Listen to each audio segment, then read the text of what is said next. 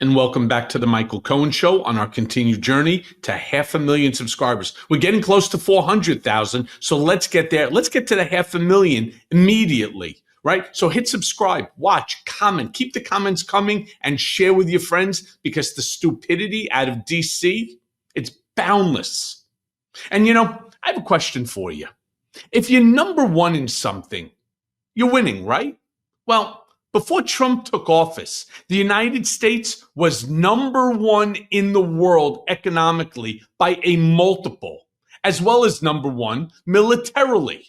I mean, if that was the case, how could the rest of the world be ripping us off the way Trump constantly says they are? Well, according to the White House website, Trump is walking away from this trip to the Middle East with $1.2 trillion as an investment from Qatar. Here's the problem. Qatar's GDP is $213 billion annually. So the question I'm asking you, how are they pledging 6 times their GDP? This is what my co-host Ben Meiselas and I on Political Beatdown, we discussed the other day. Play the clip. So all of this that's being normalized, where he sends Scott Bessent and Jameson Greer to Switzerland to do these negotiations and enter into fake deals, which are basically capitulations of the tariffs that they put into place. There's the reason that we have a system that requires Congress is for this precise reason. Mm-hmm. You don't want a reckless king engaging in horrific conduct that has far-reaching implications. Cohen, the markets are damaged perhaps irreparably right now. Sure, are you going to see volatility where it goes up a little bit and it spikes on news that the tariffs against China aren't that bad? Yeah, of course you're going to have market manipulation and volatility. But overall, if you look at what's happening right now to the dollar, if you look at what's happening in the bond markets with the 20 and 30 and even the 10-year treasury yields heading towards a 5%, which shows extreme volatility, and the fact that foreign countries are not really buying our bonds to the same extent they did before. And Trump's whole concept is that everybody was laughing at us. Everybody was mean to us. Everybody hated us. And now we're respected again. No, Donald, we were the most respected nation. They may have been laughing at you, but not the United States. Why do you think the dollar was the world currency? Why do you think people? Yeah. Right? Why were people buying their homes in the United States from foreign countries? Why were they putting their money into the United States if they were laughing at us? No, we were leading the world under former President Biden. We were objectively. And now, objectively, we're not. That's just the data. And he can go around and pal up with the Qatari family, and the Saudi family. But this, Cohen, the entire GDP of Qatar, entire GDP in a given year is about $200 billion a year. Yep. It's not bad, but by reference, Canada's like $3 trillion who Trump views as weak. Yeah.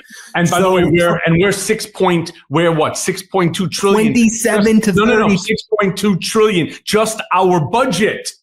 Just our budget is $6.2 trillion, which is twice that of the GDP of any country that even comes close, like Canada. That's the point I'm making. We're 27 plus trillion as GDP. Nobody comes close. Ben, we're not just economically a superpower, but militarily. So when he says people were laughing at us, they were ripping us off, how could you be number one? It's the question I'm waiting for somebody other than you and I and this independent network talking about. How could you be number one in the world by a multiple of 2.5 times and be getting ripped off by everyone? It doesn't make sense. It's like being the heavyweight champion of the world. You've beaten everybody, but you're still not champion.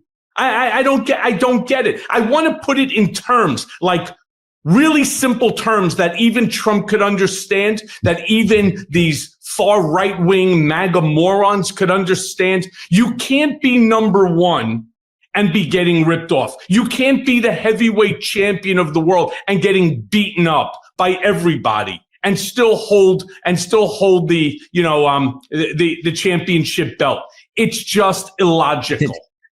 Two points I want to make on that. First, as I was saying, the entire Qatari annual GDP, $200 billion, yet Donald Trump announced that Qatar will be giving $1.2 trillion to the United States, that they've committed $1.2 trillion. So they've committed 6 times their entire annual GDP.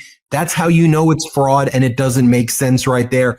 But corporate news will just report on it and just say it, 1.2 trillion. How about you just analyze the most basic fact? So you're telling me that Qatar is giving 6x its entire annual GDP to the United States? No, it's just a phony, fake deal that he goes there. So that's one data point. The other data point that I think is an important one, as Donald Trump has looked horrible on this trip.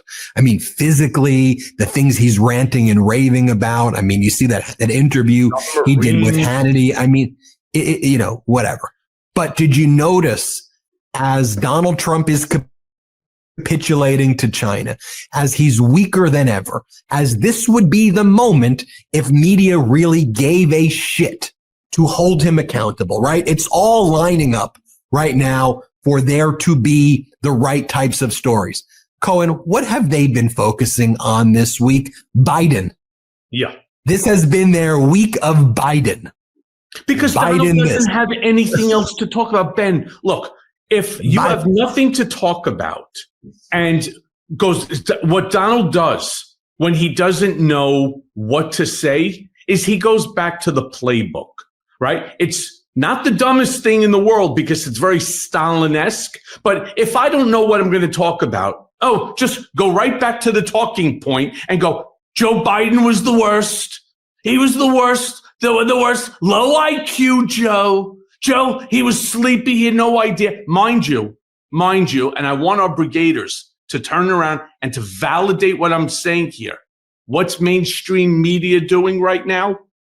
They're now running with a bunch of people who worked on the inside of the Biden administration, all attacking Joe Biden, basically saying that Joe Biden was mentally incapacitated for the last, the last year or so of the presidency, and that the inner circle were actually running everything. So why do you think that Trump is out there right now hammering on Biden? He hates Joe Biden. I'll tell you who else hates the Biden family. It's Don Jr., right? There was a young lady for Business Insider that wrote an article about Don Jr. is the new Hunter Biden. Because remember when the Republicans were attacking, Hunter Biden with Burisma, $1.3 million as a board member and so on. Yeah. How much money do you think that Don Jr. is making from this hedge fund, this capital fund that he started? How much money do you think the Trump organization is making from Live Golf? Making it from the hotel deals, the real estate deals, the licensing deals, the transactional deals that are just deals that we know about. These are deals that we know about. The meme coin, as an example.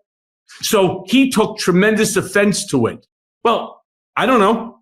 1 year or so ago, I remember seeing a clip of Don Jr. making a statement that he wished that he was more of a Hunter Biden during his father's first administration. He would have made millions.